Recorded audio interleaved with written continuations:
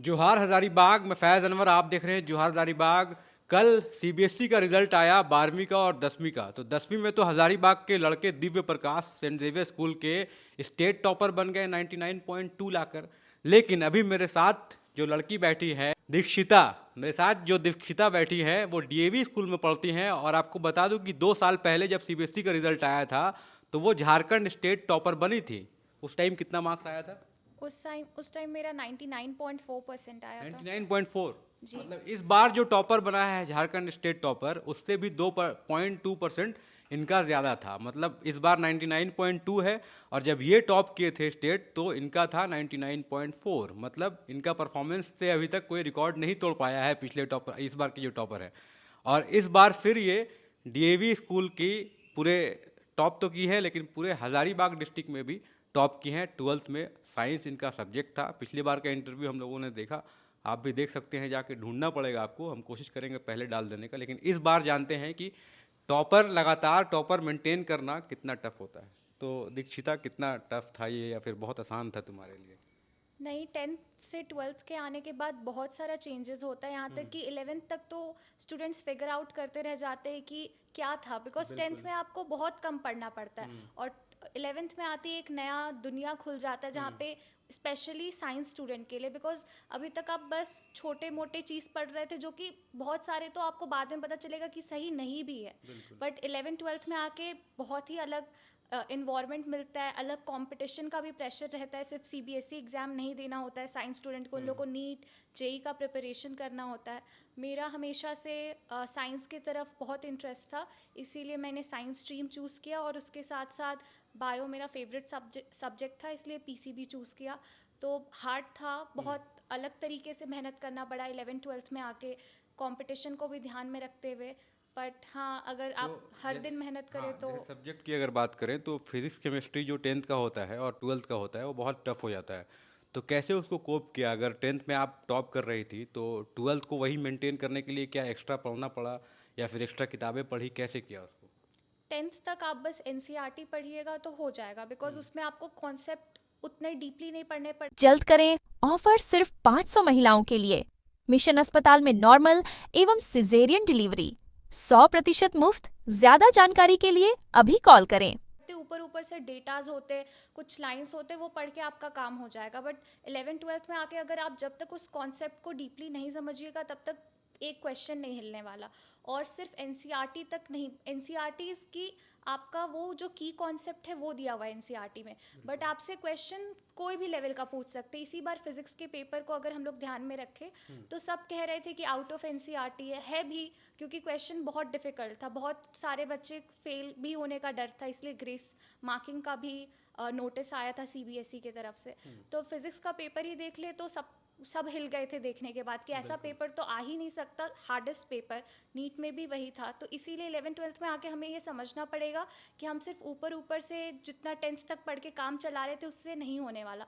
Science वाले student को की कॉन्सेप्ट एकदम अच्छे से समझ के रिगरस क्वेश्चन प्रैक्टिस करके ही आप तो आगे बढ़ आपने पाएंगे। कैसे किया? मतलब कहीं ट्यूशन किया या फिर कोचिंग ज्वाइन किया? ये फिजिक्स केमिस्ट्री स्पेशली, क्योंकि वो 11th के बाद आप बता रहे हैं कि समझ में आने लगता है। तो क्या एक्स्ट्रा टाइम दिया, घर में कितना पढ़ाई किया इसको लेकर? फिज़िक्स केमिस्ट्री बायो के लिए तो मैंने खुद से ही यूट्यूब पे वीडियोस आजकल बहुत ज़्यादा ही अच्छे अवेलेबल है, क्योंकि मेरा स्कूलिंग था तो मेरे पास उतना टाइम नहीं बचता था कि कहीं जाके कोचिंग करे। और मेरा उतना प्रेफरेंस भी नहीं था कोचिंग, बिकॉज आज तक मैंने कभी कोचिंग किया नहीं है। मेरा शुरू से बिलीफ सेल्फ स्टडी पे था और अभी भी वही है। तो मैंने यूट्यूब वीडियोस की मदद से या फिर ऑनलाइन जो मुझे मिले, जो मुझे लगे कि मेरे लिए ये काम आएगा, वो मैंने कंज्यूम किया और साथ साथ अपनी प्रिपरेशन घर पे ही की पूरी। बिल्कुल। तो खुद घर पे पढ़ के आप समझिए कि हर सब्जेक्ट में कितना मार्क्स आया है आपका? फिजिक्स में कितना आया, केमिस्ट्री में कितना आया, जानना चाहेंगे? मेरा फिज़िक्स में 95 आया, केमिस्ट्री में 98, बायो में 97, इंग्लिश में 98 एंड पेंटिंग में 100 एंड पीएचई में 96। तो सब कुछ बता दिया इन्होंने। लेकिन एक और बात है, बहुत लोग फेल भी किए हैं 12th में और 10th में, तो वो निराश नहीं होंगे, क्योंकि उनके लिए एक वीडियो में, अगला वीडियो जो होगा इसके बाद, इनका इंटरव्यू के बाद, वो ज़रूर डालूंगा और बताऊंगा क्यों निराश नहीं होना चाहिए। और बहुत लोग पास हुए हैं तो उनके लिए तो बहुत बहुत बधाई। लेकिन अब क्या है, आपका एम क्या है? जैसे आपका नीट में देंगे एग्ज़ाम या फिर डॉक्टर बनना है, तो उसके लिए क्या कोचिंग ज्वाइन किया है या फिर ज्वाइन करने वाली हैं? आगे क्या प्लान है?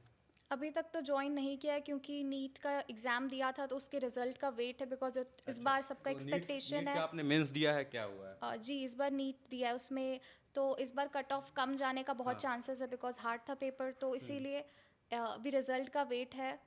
और फर्स्ट अटेम्प्ट में निकल सकता है आपका नीट, ऐसा हो सकता है? कट ऑफ देखने के बाद ही पता चलेगा, बट जैसे अभी उसका मेंस में तो मार्क्स आया होगा ना, कितना नहीं आया है? नहीं, नीट में मेंस नहीं होता, जेई में अच्छा। होता है मेंस एंड एडवांस, नीट में बस एक ही एग्ज़ाम होता है। अच्छा, नीट में बस एक एग्जाम हाँ। होता है और वो फाइनल कट ऑफ की फाइनल वही मतलब होता है। कितना आया उससे डिसाइड हो हाँ। जाएगा कॉलेज है। तो इस बार पेपर बहुत ही हार्ड था, किसी को इतना एक्सपेक्टेड नहीं था, इसलिए कट ऑफ भी अभी क्लियरली पता नहीं चल रहा, बट देखते हैं कैसा आता है आपका result। कैसा गया है, मतलब ऐसे देखने से क्या लग रहा है?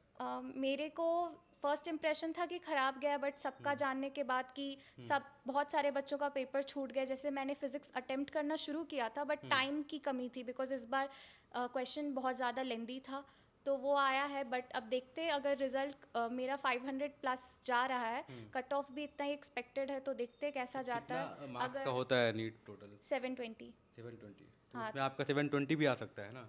नहीं आएगा? नहीं, इस बार किसी का नहीं आएगा। नहीं आएगा। इस बार थोड़ा हार्ड पेपर था, तो इस बार देखते हैं कैसा जाता है। नहीं तो फिर, क्योंकि मेरा एस्पिरेशन है थोड़े बहुत अच्छे कॉलेज से करना, तो अगर मुझे लगे कि मेरा मन पसंदीदा कॉलेज तो नहीं फिर मिल रहा है इस से बार, तो तैयारी करेंगे। ड्रॉप लेने का चांसेस है बिकॉज तो देखिए, होपफुली हम लोग फिर से रिजल्ट इंटरव्यू करने के लिए आए हैं नीट के एग्ज़ाम के बाद, क्योंकि इन्होंने एग्ज़ाम दिया है, मतलब शुरू से टॉप कर रही हैं 10th में 12th में, तो हो सकता है नीट में भी कहीं टॉप ना कर जाएं, हज़ारीबाग की ही दीक्षिता का नाम आ जाए कि नीट में भी टॉप कर रही है। आइए, इनकी माँ है मेरे साथ, उनसे हम लोग बात करने की कोशिश करेंगे और जानेंगे। आंटी, कैसा लग रहा है? 10th में भी टॉप किया है इसने, 12th में भी टॉप कर गया। बहुत प्राउड फील कर रही हूँ बेटी को लेके। वो पढ़ने ही में नहीं, बल्कि मतलब डिबेट में स्पीच कंपटीशन हुआ, बुक रिव्यू हुआ, बीवीएम हुआ, ये सब सारे चीज़ में बहुत अच्छा परफॉर्मेंस कर। एक्स्ट्रा करिकुलर में पूरा आगे हाँ, रहती थी। सारे तो ऑलराउंडर है फिर टाइम समझिए। कैसे निकालती थी पढ़ने का फिर? वो उसी में अपना टाइम निकाल लेती है। उसी में मतलब सब कुछ कर सब लेती है। चीज़ समझिए कि वो ऑलराउंडर है। अच्छा, तो मतलब पहले से शार्प है कि ये पढ़ पढ़ के ऐसा हुआ है क्या? नहीं, पहले से ही, शुरू से ही शार्प है। अभी से 1 से लेके अभी तक वो अपने क्लास में हाँ। मतलब फर्स्ट ही रैंक हमेशा लाई। top हाँ, करते आई है। हमेशा ही। चलिए, तो मतलब नीट में हम लोग होपफुली एक्सपेक्ट करें कि रैंक 1 आएगा, है ना? नहीं, अभी रिकॉर्ड तो नहीं। टूटेगा इस बार नहीं, लेकिन हाँ, अगले बार अगले बार चांस है। चांस है हाँ, पूरा मतलब वो है कि हम तैयारी करेंगे। बिल्कुल। तो इनके भाई है मेरे साथ, क्या नाम है आपका? मेरा नाम देवांश है। तो देवांश, आप बताइए आपका कैसा चल रहा है तैयारी? 10th का देख के कुछ मोटिवेशन मिलता है? 10th का तो एग्ज़ाम इस बार दिए थे। 10th का आप दे दिए, रिजल्ट आ गया, कितना मार्क्स आया? 92.4%। 92? अच्छा, उनसे कम आया है आपका, है ना? हाँ। नहीं मिल रहा है मोटिवेशन, अच्छे से नहीं ले पा रहे, है ना? हाँ, क्यों इतना कम आया आपको? ऐसे ही उतना नहीं पढ़े थे। नहीं पढ़े? आप ऐसे खेल कूद करते हैं, हाँ, सोशल मीडिया ये सब? नहीं सोशल मीडिया नहीं, खेल कूद ज़्यादा। Physical? क्या स्पोर्ट्स खेलते हैं? क्रिकेट, फुटबॉल वही सब। अच्छा, आपका क्या एम है मतलब आगे? वही जेई का तो अभी है। जेई देना है? हाँ। दे चुके एग्जाम? नहीं, अभी तो 10th में, 12th के बाद देते हैं एग्ज़ाम 12th जेई के का। बाद? तो मतलब आप पीसीबी लेने, पीसीएम लेंगे? हाँ, पीसीएम ले चुके हैं, स्टार्ट हो चुका है अच्छा, मतलब पढ़ाई। इंजीनियरिंग आपको जाना है और वो मेडिकल में जाएंगी? हाँ। ठीक है। तो 92% लाया है इन्होंने, 10th का एग्ज़ाम दिया है, लेकिन इनकी बहन जो है वो स्टेट टॉपर रही हैं। बहुत बहुत बधाई आपको। और जाते जाते अभी के जो स्टूडेंट्स हैं जो तैयारी करेंगे या फिर 12th में जाने वाले हैं, 12th का एग्ज़ाम देंगे, उनके लिए आप क्या कहना चाहेंगे? ये कहना चाहेंगे कि आजकल के ज़माने में और इस समय आपको 10 साल के बाद अभी से कोई भी मार्क्स से नहीं जानेगा, बट आप जो नॉलेज पोजेस करेंगे, आपका कितना पर्सनालिटी डेवलप हुआ है उससे जानेगा। तो आपका मेन पर्पस पढ़ने का होना चाहिए, नॉलेज गेन करना, मार्क्स उसके साथ अपने आप आएगा। आप अगर कोई भी चीज़ चैप्टर पढ़ रहे हैं तो ये मत देखिए कि ये आएगा ये नहीं आएगा, ये देखिए कि आपको कितना समझ आ रहा है, आप वो कॉन्सेप्ट समझ पा रहे कि नहीं।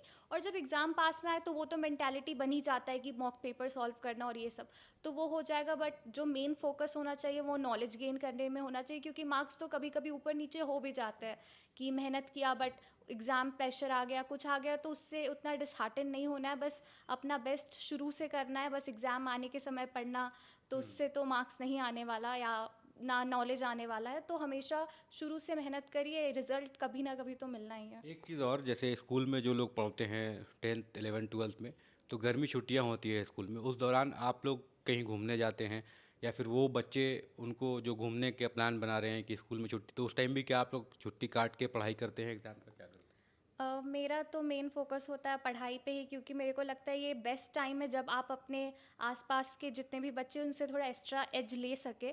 10th में मैंने अपना हाफ ऑफ द सिलेबस गर्मी की छुट्टी में कंप्लीट कर लिया था, और 11th में क्योंकि आपका सिलेबस बहुत बढ़ जाता है तो मैंने जो बेसिक स्टार्टिंग के चैप्टर्स थे उस पर बहुत ज़्यादा फोकस करके पढ़ना शुरू किया, बिकॉज 10th के बाद 11th में आने से बहुत सारी चीज़ें समझ नहीं भी आती है, तो उस पर फोकस किया था। 12th में भी जब इतना सिलेबस बढ़ जाता है आपको तो हमेशा टाइम कम ही लगेगा 11th-12th में आके, तो कोशिश करिए यूटिलाइज करने का। बाकी थोड़ा बहुत तो घूम सकते ही है, बट मेन फोकस पढ़ाई पे ही होना चाहिए, एज ऐसा ही है। बिल्कुल। तो देखिए ये इम्पॉर्टेंट चीज़ है, क्योंकि हम लोग जब गर्मी छुट्टियां होती थी तो वहाँ पे किताब कॉपी बंद कर देते थे।